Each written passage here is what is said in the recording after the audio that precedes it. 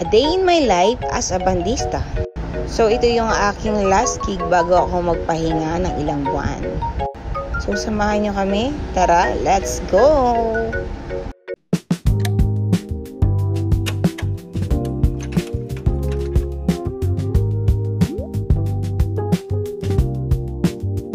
Isang maulan na gig pero still blessed pa rin dahil may tanggap tayo.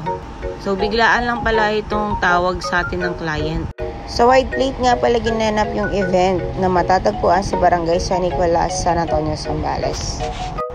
And of course, pagkarating namin dito ay nag-set up na nga kami.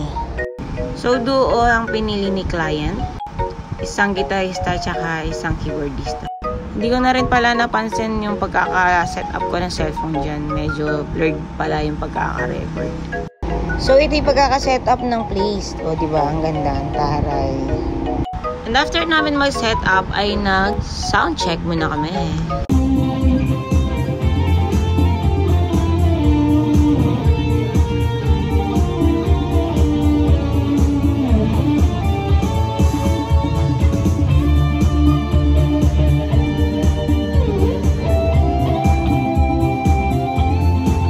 After na setup namin, nag-set na rin kami para sa aming fresh set.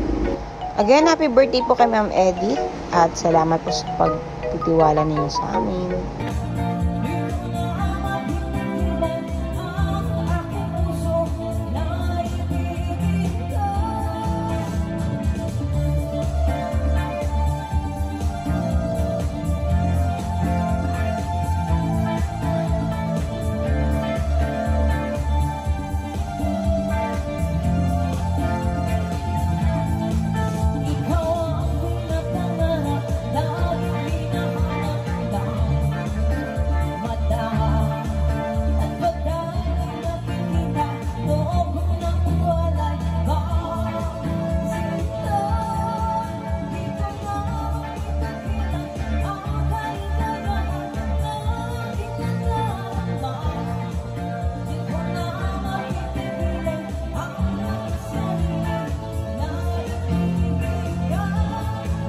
So after na set namin, nagpa-extend pa pala sila ng 1 oras.